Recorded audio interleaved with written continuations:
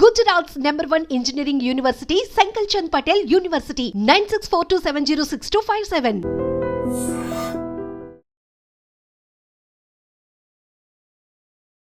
Hi hello namaste welcome back to iDream media. ఈరోజు మనతో ఉన్నారు హైకోర్టు అడ్వకేట్ అలాగే ఇమిగ్రేషన్ లాయర్ అయిన పృథ్వీ గారు. ముఖ్యంగా అమెరికాలో ఎంఎస్ చేయబోతున్నా లేకపోతే ఎంఎస్ చేద్దాం అనుకుంటున్న స్టూడెంట్స్ యొక్క లైఫ్ స్టైల్ అనేది ఏ విధంగా ఉంటుంది, అసలు ఇప్పుడు చేయొచ్చా లేదా, ఈ విషయాలన్నీ కూడా తెలుసుకుందాం. Hi sir. Hi Virat. Sir, right now ఇప్పుడున్న సిచ్యువేషన్స్లో ట్రంప్ వచ్చాక ఈ టైంలో ఎంఎస్ చేయడానికి యూఎస్ వెళ్దాం అనుకుంటున్న స్టూడెంట్స్ కాస్త డౌట్ఫుల్గా ఉన్నారనే విషయంలో ఎటువంటి డౌట్ లేదు. అయితే ఈ టైంలో మరి వెళ్ళొచ్చు అంటారా, వద్దంటారా, అలాగే వెళ్తే అక్కడ వాళ్ళ లైఫ్ స్టైల్ ఏ విధంగా ఉంటుంది రైట్ నౌ అనేది కాస్త చెప్తారు.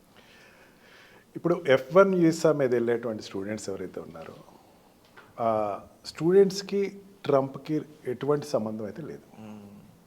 ఎందుకంటే ఈ ఎంఎస్ స్టూడెంట్స్ వెళ్ళేది జిఆర్ఐ టోఫిల్ ద్వారా వెళ్ళేవాళ్ళు కొంతమంది ఉంటారు, కొంతమంది ఏజెన్సీస్ ద్వారా వెళ్ళేవాళ్ళు ఉంటారు. అంటే ఈ స్టూడెంట్కి ఆ ఆర్గనైజేషన్స్కి అంటే ఈ యూనివర్సిటీస్కి సంబంధించిన రిలేషన్షిప్ తప్ప గవర్నమెంట్కి ఎటువంటి సంబంధం లేదు. యాక్చువల్గా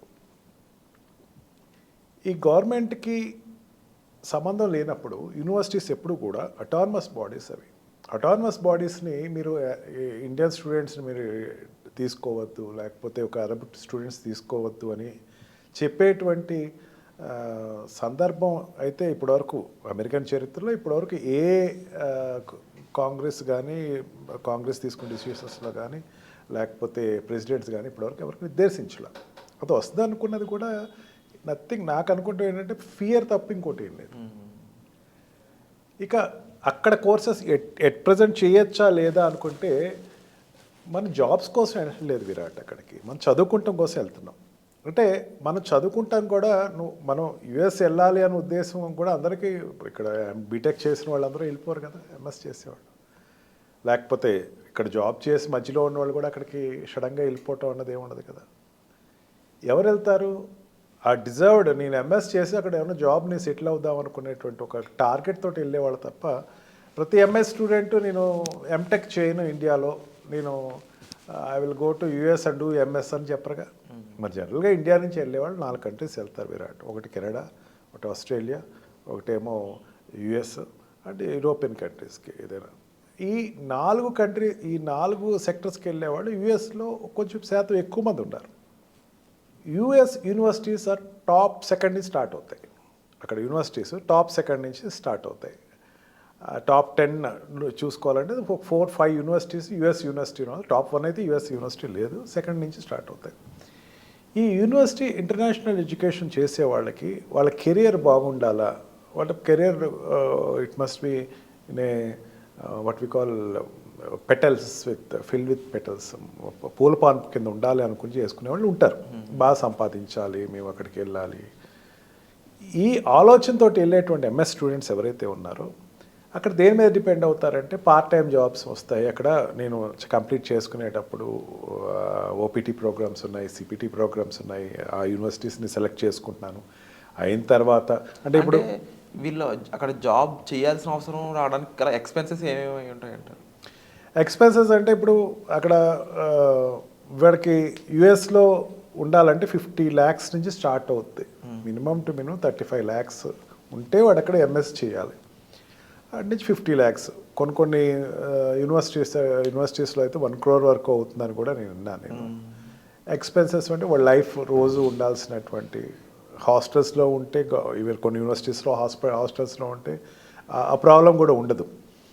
అండ్ డైలీ ఎక్స్పెన్సెస్ ఏదైనా ఉంటే కనుక ఈ ఎక్స్పెన్సెస్ సంబంధించిన వరకు ఇంట్లో పేరెంటల్ సపోర్ట్ ఇస్తే కనుక అసలు ఈ వాట్ ఈస్ ఎట్ 50 lakhs వరకు మీరు రెడీ అయితే student need not to get anything of it.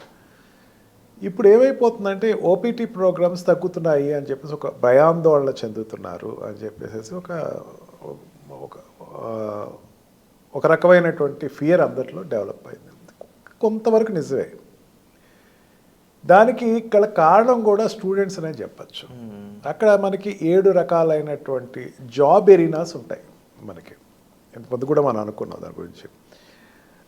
Like assistant professors కావచ్చు, లేకపోతే టీచింగ్ స్టాఫ్ కావచ్చు, టెక్నికల్ సపోర్ట్ కావచ్చు, అక్కడ ఉండేటువంటి క్యాంటీన్లో నువ్వు చేసే జాబ్స్ కావచ్చు, లేకపోతే అక్కడ ఉండేటువంటి బేకరీస్లో నువ్వు చేసే జాబ్స్ కావచ్చు, అండ్ ఆల్సో టూరిజం, అక్కడ యూనివర్సిటీకి టూరిస్ట్ కింద నువ్వు టూరిజం డిపార్ట్మెంట్లో నువ్వు చేయొచ్చు, లేకపోతే అంబాసిడర్ కింద పనిచేయచ్చు, అండ్ ల్యాబ్స్లో చేయొచ్చు, అండ్ ఈ ఆర్ట్స్ అండ్ గ్యాలరీస్ ఇప్పుడు అక్కడ ఉండేటువంటి నేను విమర్శించట్లేదు విరాట్, చాలా నిర్మోహమాటంగా చదువుతున్నా. మనం ఎప్పుడు ఇక్కడ బీటెక్ చదివే వరకు ఈవెన్ ఒక బాస్కెట్బాల్ గేమ్ ఆడలేదు, ఒక రన్నింగ్ కాంపిటీషన్కి వెళ్ళలేదు, మనకి ఏదైనా అప్పుడప్పుడు టీవీలో క్రికెట్ చూసాం తప్ప మనం ఆడలేదు.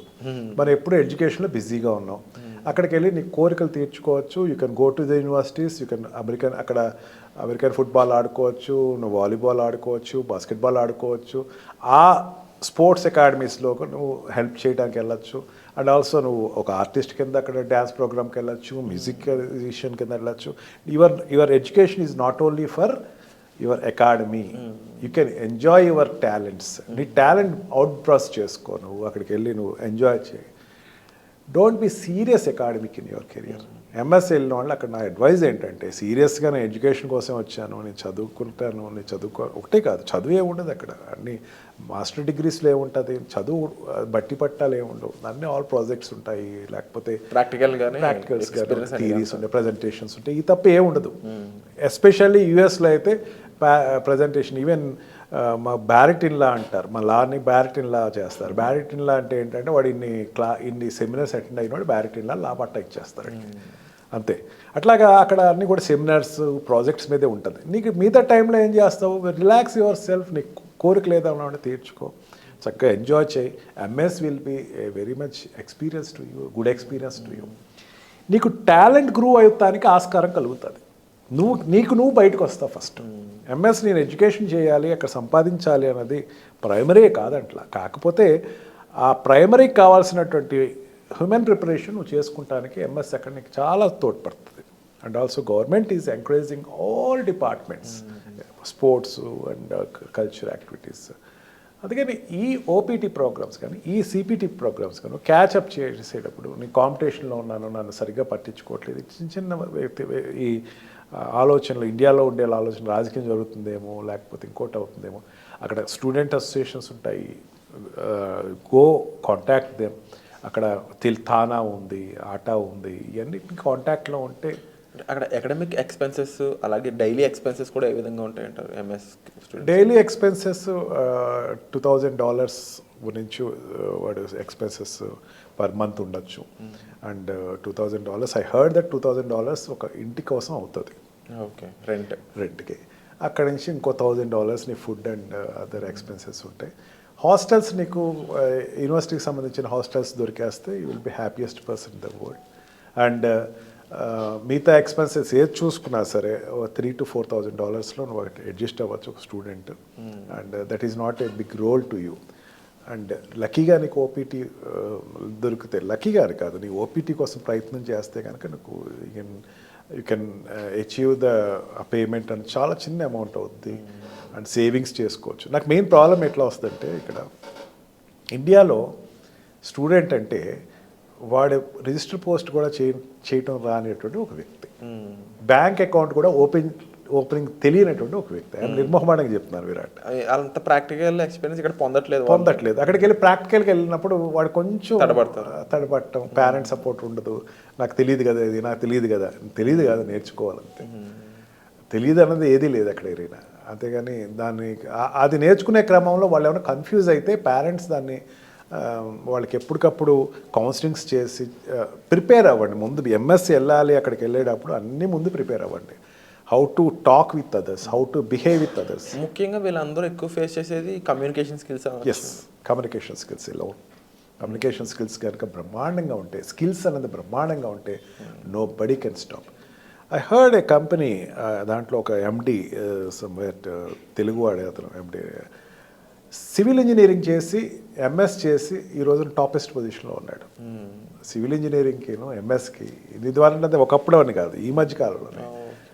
అంటే సివిల్ ఇంజనీరింగ్కి సాఫ్ట్వేర్ కంపెనీకి సంబంధం ఏంటి? టాలెంట్. నీకు ఓపెన్ అప్ అవ్వ. అందుకే అంటున్నా స్పోర్ట్స్ ఆడండి. స్పోర్ట్స్కి అండ్ ఎక్స్ట్రా టాలెంట్స్ నువ్వు మీకు ఇక్కడికైతే సపరేట్ అయిపోయారు, నువ్వు ఇక్కడ చేయలేకపోయాను అన్నదానికి ఓపెన్ అప్ అవ్వండి. ఇక్కడ సివిల్ ఇంజనీరింగ్ చదివి అక్కడికి వెళ్ళి ఎంఎస్ చేసి ఎంఎస్ చేశాడు. అది సేమ్ బ్రాంచ్ కాకుండా సేమ్ బ్రాంచ్ ఏం కాదు అసలు రెండు డిఫరెంట్ అనమాట.